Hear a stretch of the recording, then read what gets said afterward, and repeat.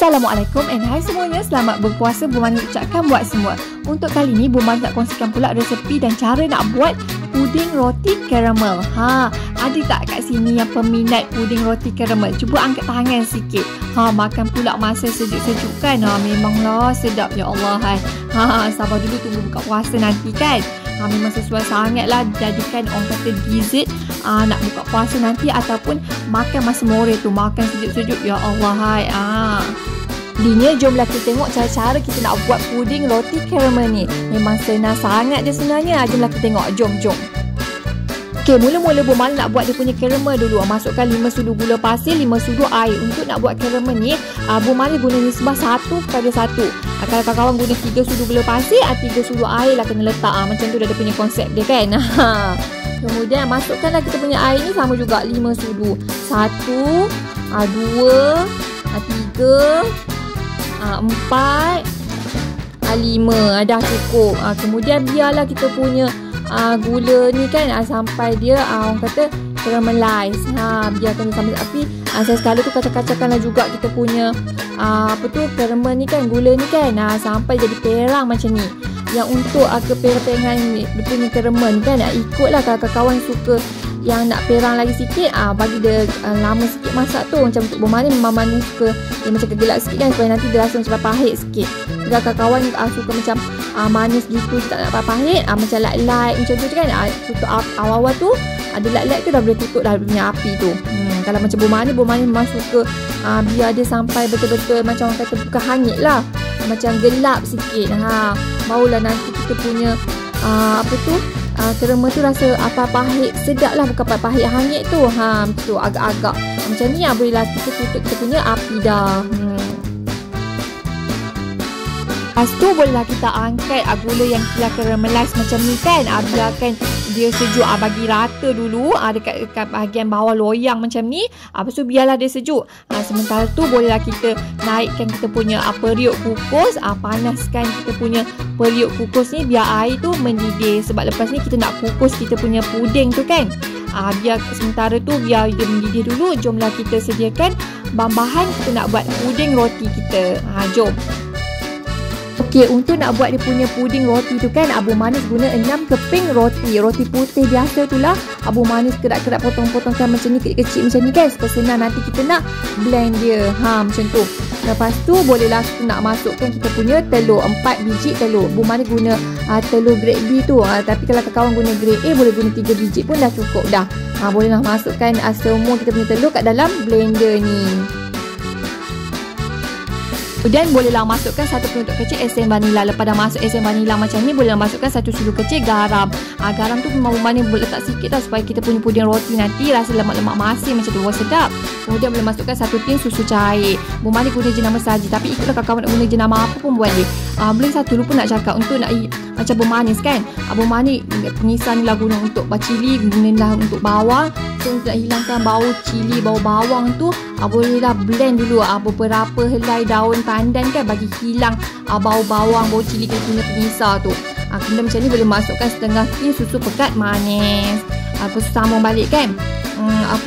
Lepas kita dah kisar daun pandan semua tu, kita bilas basuh dah sekali kita punya blender tu sampai betul-betul tak ada bau bawang ke cili dah. Kedap nanti habislah kita punya puding roti ni pula kan.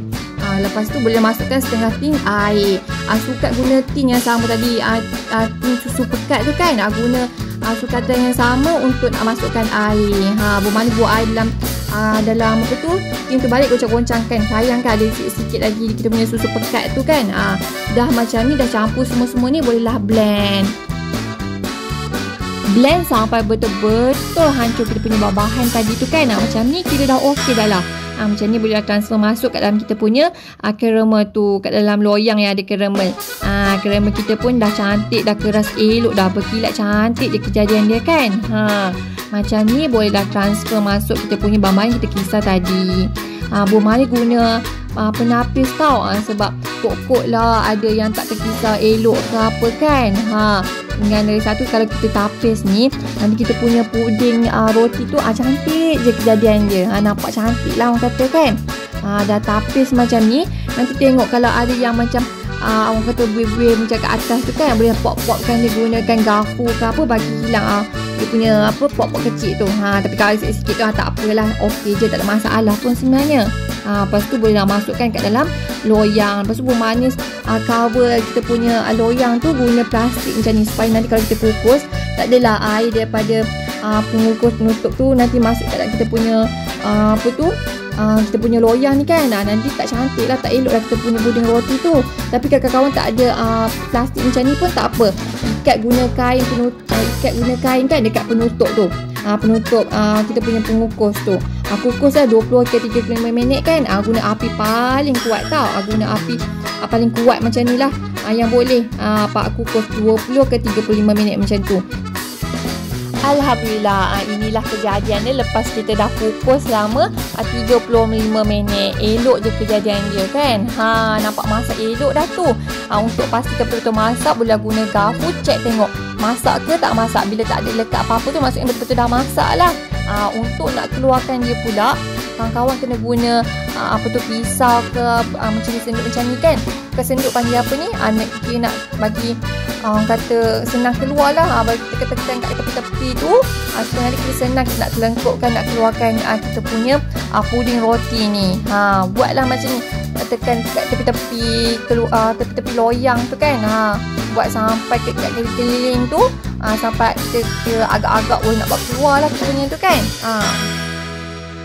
Inilah hasil kejadiannya lepas kita dah terlengkuk keluarkan kita punya puding roti caramel ni. Alhamdulillah, cantik kejadian dia kan. Abu Mai memang suka dia punya caramel tu gelap-gelap macam ni tau. Tapi kawan-kawan tak nak macam rasa pahit sama caramel tu, nak macam light-light je kan. Masa nak buat caramel tu tak payah lama-lama sangat, agak-agak dah macam perang-perang sikit boleh tutupkan apinya. Abu Mai ni memang guna loyang yang besar sikit supaya nanti dia punya ketebalan tu tak adalah tebal sangat kan. Dengan baulah nanti makan tu tak ada orang kata jemu sangat. Bila macam makan nipis-nipis macam ni rasa sedap sikit nak makan kan. Potong ikutlah kesesuaian masing-masing rasa nak potong macam mana. Ini memang sesuai sangat lah jadikan dessert buat berbuka puasa nanti kan, ataupun makan moreh tu.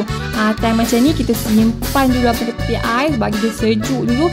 Nanti time nak buka puasa tu dah sejuk elok dah. Memang sedap lah, memang laju je habis ni puding roti kita ni kan. Puding roti caramel. Mencuba ya kawan-kawan. Semoga resepi kali ni memberi manfaat buat kawan-kawan menonton. Jumpa lagi di video seterusnya, InsyaAllah. Assalamualaikum. Bye.